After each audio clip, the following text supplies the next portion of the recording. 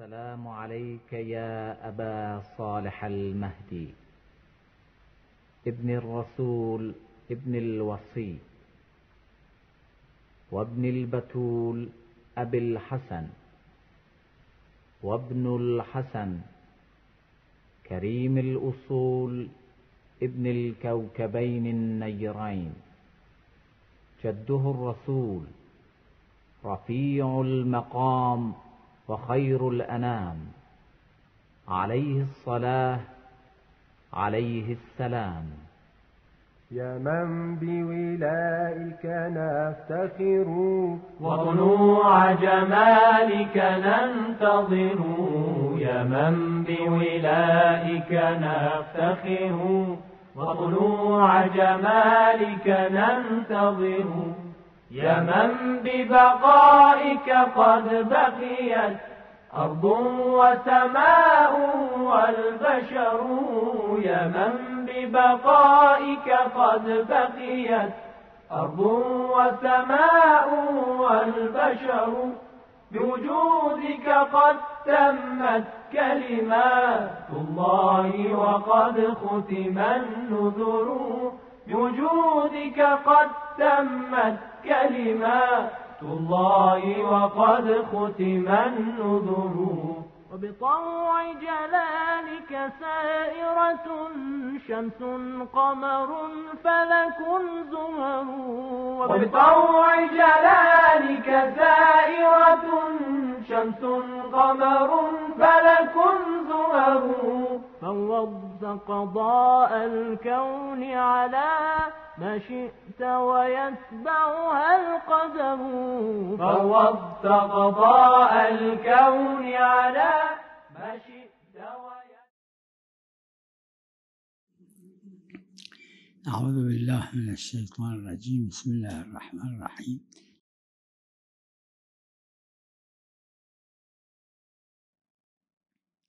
السفيه عمله في الأمور المالية بحاجة إلى ولي،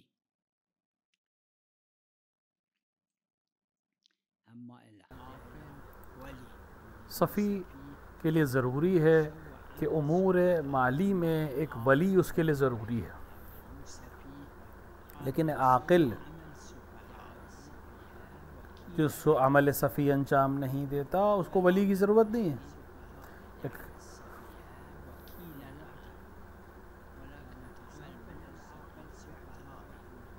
اگر ایک عاقل ایک عمل ایسا کرے جو صفحی عمل ہو،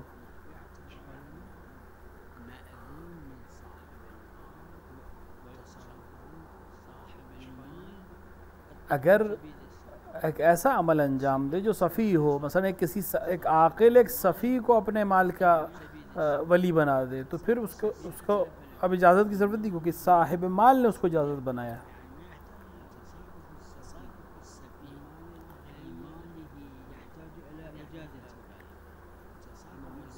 اگر صفی اپنے مال میں تصرف کرنا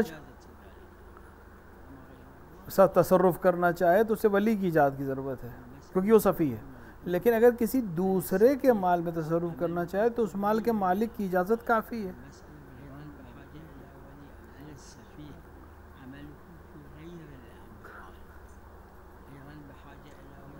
یہ مسئلہ عروۃ الوثقی میں موجود ہے کہ صفی اگر اپنے مال کے علاوہ کسی دوسرے کے مال میں تصرف کرنا چاہے تو کیا اس کو پھر بھی اجازت کی ضرورت ہے؟ اختلاف ہے علماء کا۔ ظاہر یہ ہے کہ اس کو اجازت کی ضرورت نہیں ہے، صاحب مال کی اجازت کافی ہے۔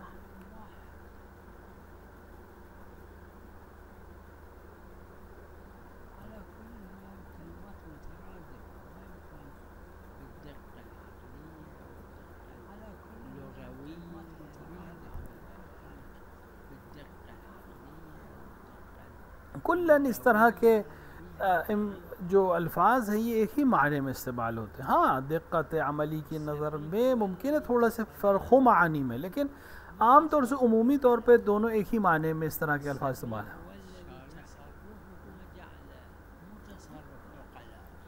صفی وہ ہے جس کا تصرف اپنے مال میں عقلی نہ ہو، یعنی لاؤبالی ہو، اپنے مال کو بیہودہ خرچ کرتا ہو،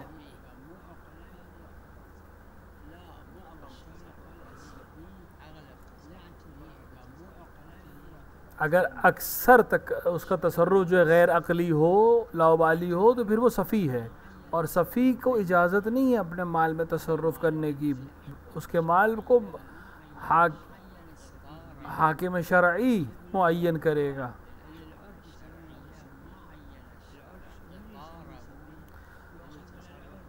اب صفی کون ہے کون نہیں ہے، چونکہ شاعر نے معین نہیں کیا لہٰذا عرف کی طرف رجوع کرے گے.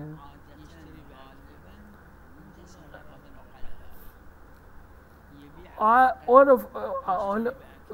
ماہرین فن کا نظریہ یہ ہے کہ جو شخص اپنے مال کو بیہودہ خرچ کرتا ہو اور اپنے مال میں عقلی طور سے عمل انجام نہ دیتا ہو وہ صفی ہے. ہاں اب غیر مال میں صفی ہو،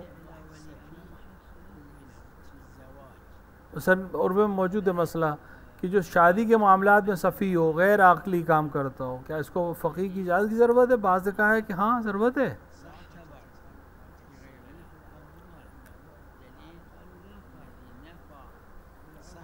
کیونکہ جو دلیل ہمیں اموال کے سلسلے میں دلیل ہے صفی کے تصرف میں، وہ کہتے ہیں مطلق ہے، اس میں دوسری چیزوں کے اوپر بھی آ سکتا ہے حکم، نکاح وغیرہ میں بھی.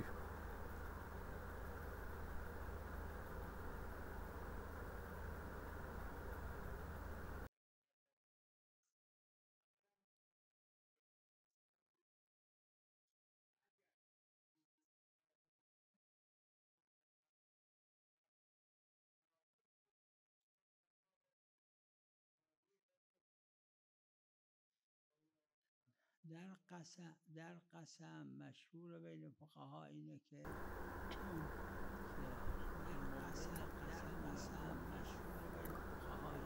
قسم میں جو علماء کے درمیان مشہور ہے، فقہا کے درمیان، کہ مورد قسم میں رجحان ہونا یعنی خدا کا پسندیدہ ہونا ضروری نہیں ہے.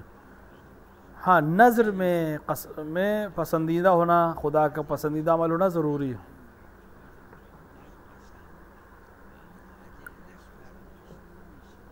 ولو بعض فقہا نے کہا ہے کہ قسم میں بھی رجحان ہونا چاہیے شارع کا، لیکن دلیل نہیں ہے مگر.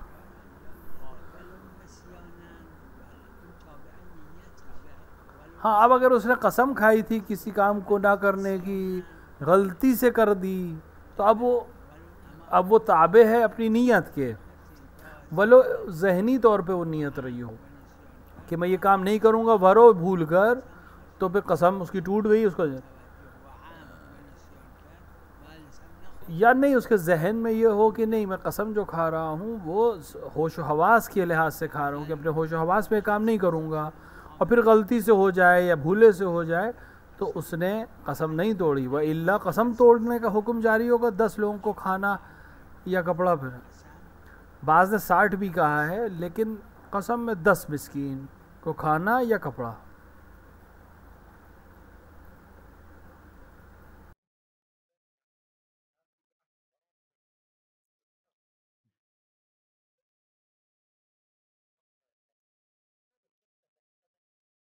الوسواس مو مشكك، مراتبه مراتب مختلفة مثل كل شيء.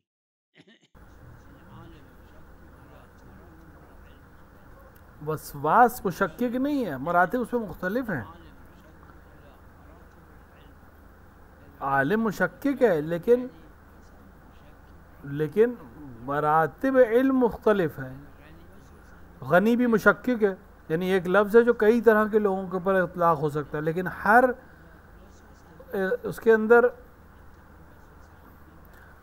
اعتبارات ہیں. وسوسہ بھی اسی طرح ہے، کبھی وسوسہ بہت خفیف ہے، کبھی متوسط ہے، کبھی بہت کثیر ہے، کثیر الشک ہے.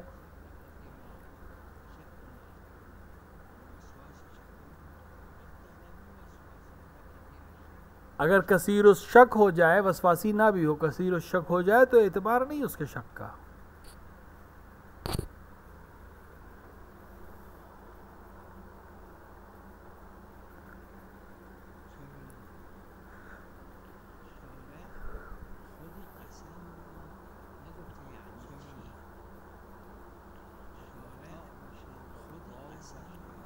شاعر نے خود قسم کو نہیں بیان کیا، یار کیا، چاہے تا سے ہو چاہے واو سے ہو، بس یہ کہ خدا کے نام سے قسم ہو، واللہ باشیت اللہ ہو، واللہ ہو، باللہ ہو، فرق نہیں پڑتا، قسم ہو، فقط یہ قسم خدا کے نام سے ہو کہ اس کی مخالفت پھر حرام ہے اور کفارہ ہے۔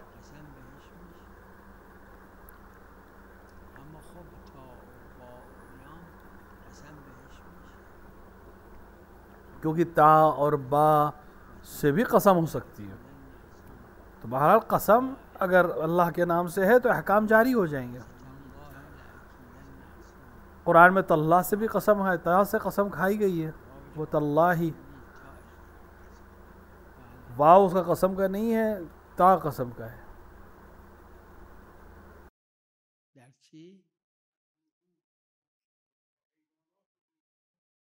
چه فرق میکنه اگر یه حیوانی شک شد که این حلاله یا حرامه، خود شارع اصل قرار داده. اگر کسی حیوان کے سلسلے میں شک ہو جائے کہ حلال ہے کہ حرام ہے، کہ خود شارع نے معین کیا ہے قانون، اور شیخ نے بھی قانون میں بیان کیا ہے اس کو بہت تفصیل سے۔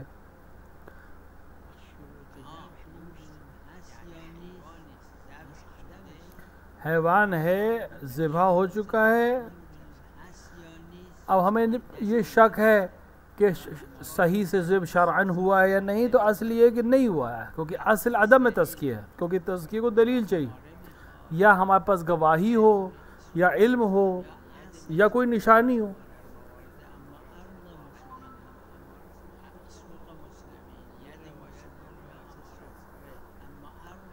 سوق مسلم، ید مسلم، یہ نشانیاں ہیں۔ ایک روایت، اس کو روایت دسترخوان کی روایت سفرہ کہتے ہیں،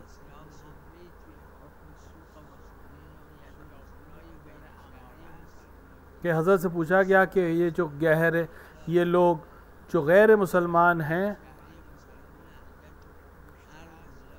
تو مثال کے طور پر وہ دسترخوان جو اسلامی مملکت پہ بچھایا گیا ہو غیر مسلمان کے ذریعے بھی، کیا وہ بھی حکم سوق المسلم میں ہے، ید مسلم میں؟ حضرت جواب دیا کہ نہیں، مسلمانوں کے بازار میں اگر کوئی غیر مسلمان ہے تو اس کا تصرف شرعی تزکیہ کا تصرف نہیں، مگر یہ کہ ہمیں ثابت ہو جائے کہ یہ ذبیحہ شرعی ہے، اور تزکیہ میں اصل عدم ہے، مگر یہ کہ ثابت ہو جائے کہ تزکیہ ہوا ہے۔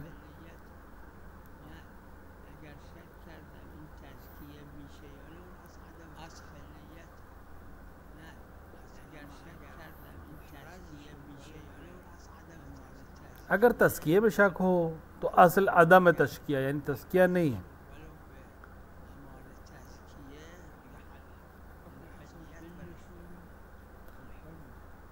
اور اسی طرح اگر نشانی ہو کہ تزکیہ ہوا ہے تو حلال ہو جائے گا۔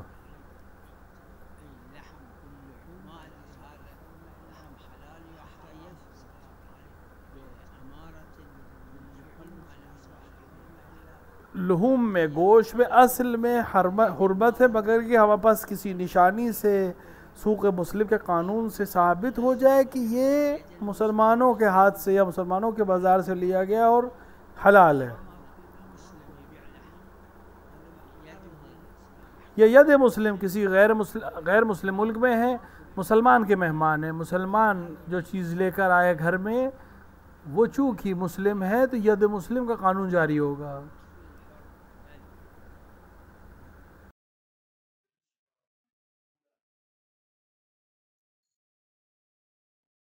ملازم شنو؟ التقليد يعني شنو؟ التقليد يعني واحد اللي مو أهل خبر الشيء، تقليد يعني شنو؟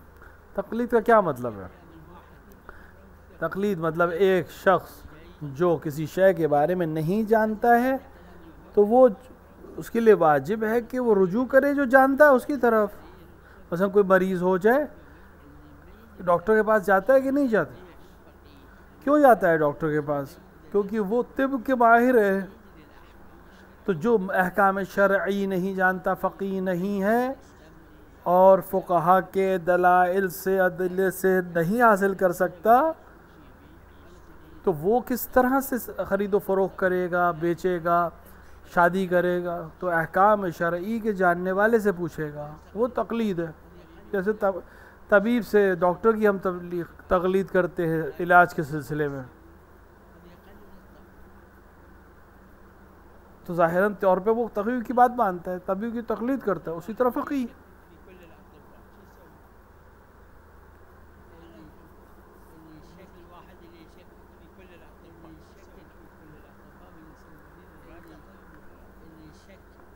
اب اگر کوئی سارے ڈاکٹرز میں شک کرے، کیا وہ ڈاکٹر کے پاس جائے گا؟ نہیں جائے گا، جائے گا کسی نہ کسی کے پاس۔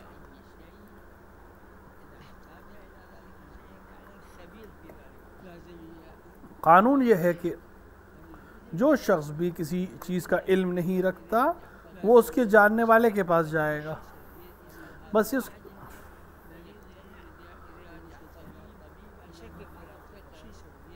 جیسے ڈاکٹر کے پاس جانے میں انسان کو شک ہو کہ اس ڈاکٹر کے پاس جائیں یا اس ڈاکٹر کے پاس جائیں، تو بالآخر تحقیق کر کے سب سے اچھے کے پاس جانے کی کوشش کرتا ہے۔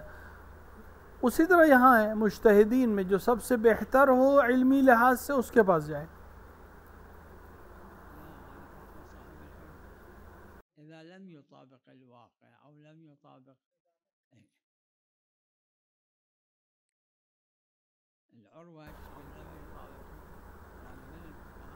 یہ صاحب عروہ کا فتویٰ ہے کہ اگر واقع کے مطابق نہ ہو تو دوبارہ کرے،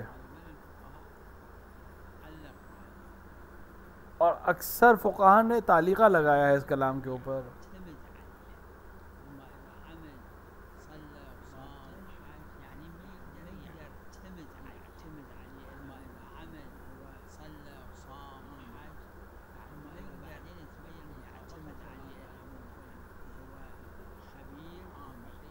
اگر کوئی شخص عام انسان ہے اور تقلید نہیں کرتا ہے تو اس کا حج، اس کے نماز وغیرہ معتبر نہیں، مگر یہ کہ ثابت ہو کہ فقیہ کے حکم کے لحاظ سے ہی انجام دیا۔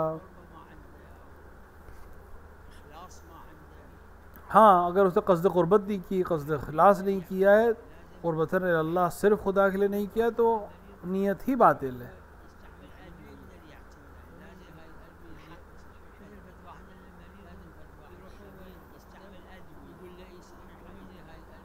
اب جیسے کوئی انسان مریض ہو جائے اور جا کے ڈاکٹر کے بجائے ڈاکٹر کے پاس جانے خود سے اپنی دوائیں خرید لے، تو اکثر کہیں گے کہ یہ غلط ہے، کیونکہ بالآخر اس کو نہیں معلوم ہے کون سی دوا اس کے لیے مناسب ہے کون سی نہیں۔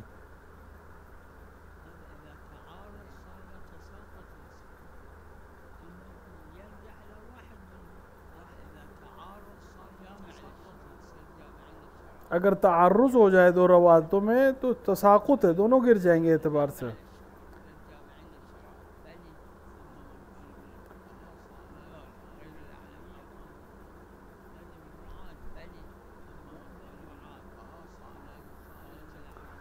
امام نے جو بات کہی ہے کہ اسی اعتبار سے علماء کی پیروی کی جائے۔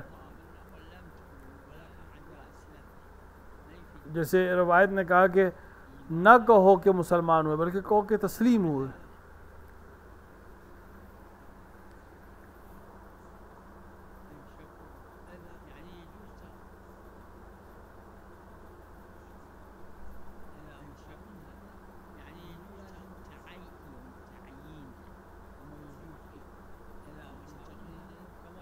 اگر دونوں برابر ہو جائیں تو پھر واجب و تعیین کرنا واجب نہیں ہے، کسی ایک کی طرف تقلید کرنا کافی ہے۔ جیسے دوسری چیزوں میں اگر مساوی ہے علم کے لحاظ سے، ہاں اگر نہیں الزامی کی بات کریں کہ غیر عالم کی تقلید جائز نہیں ہے تو نہیں، وہ اختیار ہے، چاہے عالم کی تقلید کرے چاہے مجتہد جامع شرائط کافی ہے۔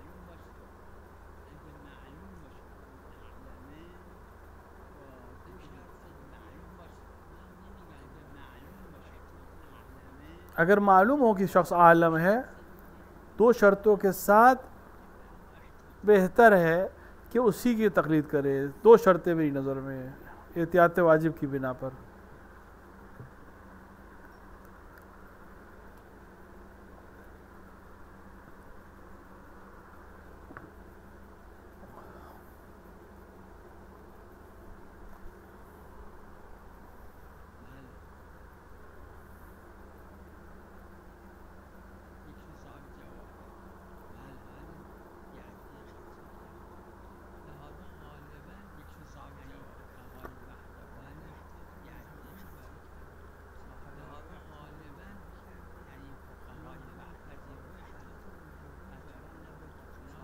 صاحب عروہ کے بعد سے اکثر علماء نے احتیاط وجوبی کو احتیاط کرنے کا حکم دیا ہے. میری نظر میں فتویٰ نہ بطلان باطل ہے نہ صحیح ہے، بلکہ احتیاط پر عمل کرنا چاہیے.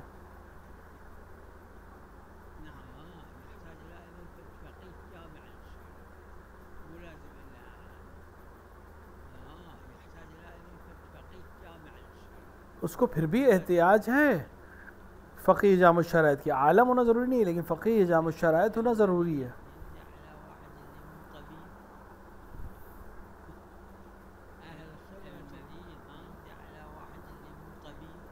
کیا مریض کسی ایسے کے پاس جاتا ہے جو طبیب نہ ہو، ڈاکٹر نہ ہو؟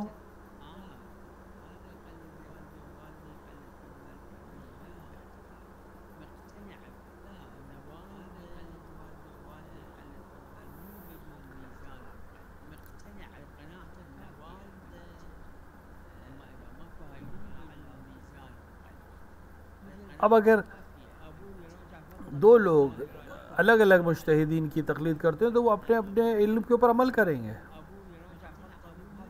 بالکل اسی طرح جیسے ایک باپ جو ایک ڈاکٹر کے پاس جاتا ہے، بیٹا ایک ڈاکٹر کے پاس جاتا ہے، والدہ ایک دوسرے ڈاکٹر کے پاس جاتی ہے، تو اسی طرح تقلید میں بھی جو ذہنی طور پہ جس سے قانع ہو جائے اسی کی تقلید کرنا کافی ہے.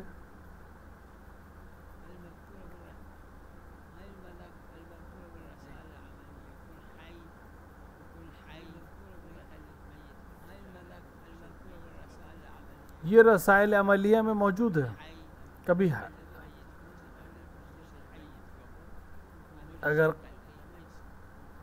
اگر مقلد مر جائے اور وصیت نہ کرے حج پہ جانے کی یا کسی کو کچھ دینے کی، تو ہمارے پاس دلیل نہیں ہے صرف ثابت کرنے کی، وجوب کو ثابت کرنے کی. اب دلیل خاص ہے اس مورد میں، وہ ایک الگ بحث ہے.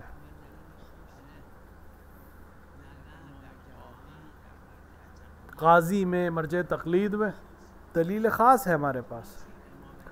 امام جماعت میں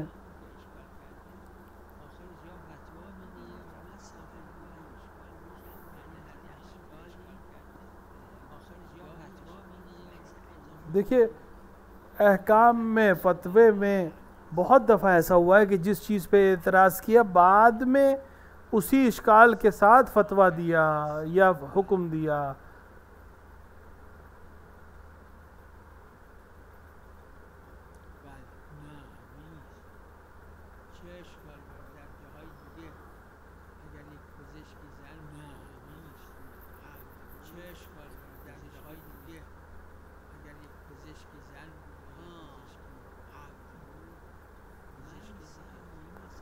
دیکھیں علم میں کوئی بندش نہیں ہے.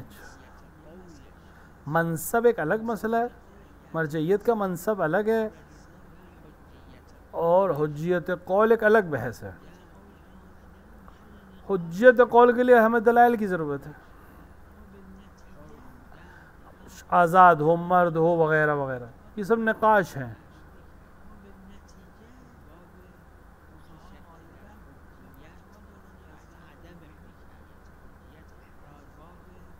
فقہا نے یاد وجوب کا فتویٰ دیا یا احتیاط واجب، کیونکہ حجیت اصل عدم ہے. حجیت ہے، حجیت یعنی یہ کہ شخص کو علم حاصل ہے لیکن اس کا اپنا قول جو ہے وہ اس کے لیے کافی ہے، آگے بڑھ کے عمل کرے گا.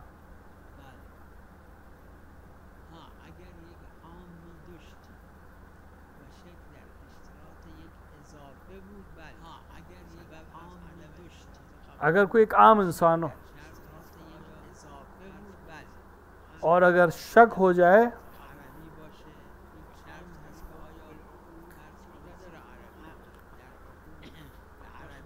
مثلا شرط ہو کہ عقود میں عربی میں شرط کر لی ہو، تو عام میں عربی شرط نہیں ہے لیکن اس نے شرط رکھی تھی عربی میں، اب شک ہو جائے کہ عقد صحیح ہے یا نہیں،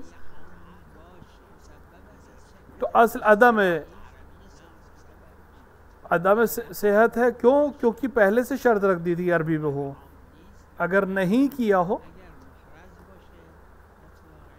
تو جو تعین کیا ہے اسی پر عمل کریں گے. اگر ثابت ہو جائے کہ بیان حجیت میں نہیں ہے بلکہ صرف کل شرائط کو بیان کرنے کے لیے ہے یہ مسئلہ، بعض نے کچھ نے کہا ہے یہی بات.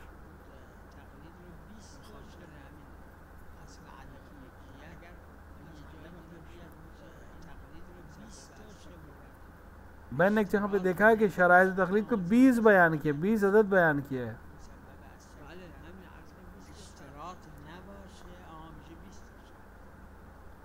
ہاں اگر شرط اشتراط نہ ہو تو پھر وہی شرط ہے. 20 شرطیں لکھی تھیں.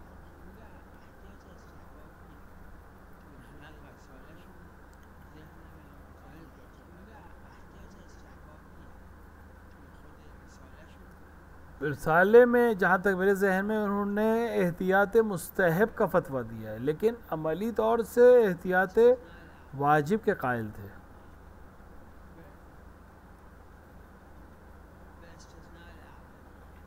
فقط عالمیت کا مسئلہ الگ ہے.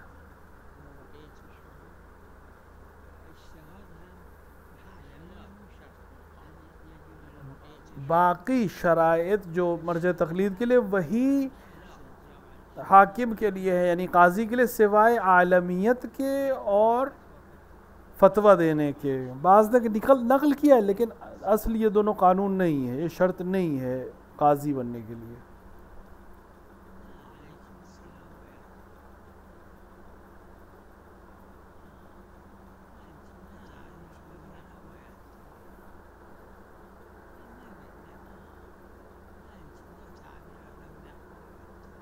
ان چیزوں کی تعبیر نہ کرنا ہی بہتر، نہیں کہے بہتر ہے.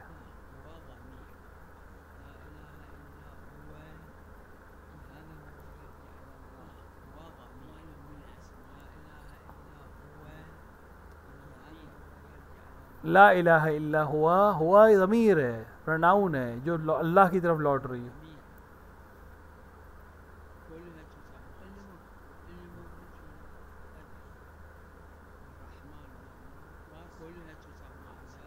سب اس کے نام ہیں لیکن صفات ہے. اصل میں رحمان رحیم وصف ہے لیکن اللہ کا نام ہے. وَلَهُ الْأَسْمَاءُ الْحُسْنَى رحمان عمر رحمان، تو وہ اسماء حسنہ صفات ہیں لیکن اسم ہیں.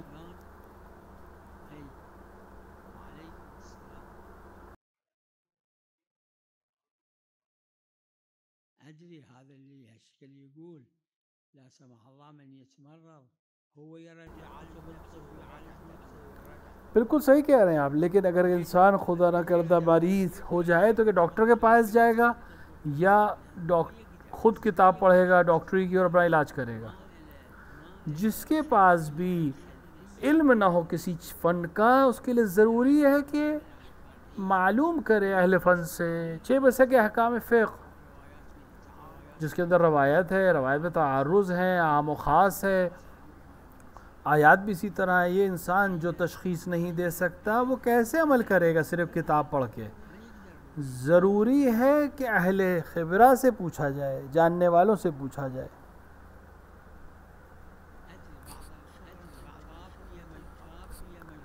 ہاں بعض اہل خبرہ ہیں اور وہ باقی سب کے لیے کفالت کر سکتے ہیں، یہ اتنا کافی ہے.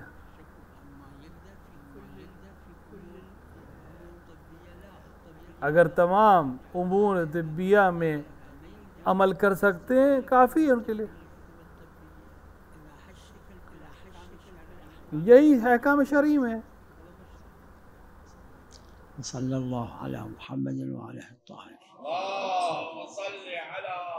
السلام عليك يا أبا صالح المهدي ابن الرسول ابن الوصي وابن البتول أبي الحسن وابن الحسن كريم الأصول ابن الكوكبين النيرين جده الرسول رفيع المقام وخير الأنام عليه الصلاة عليه السلام. يا من بولائك نفتخر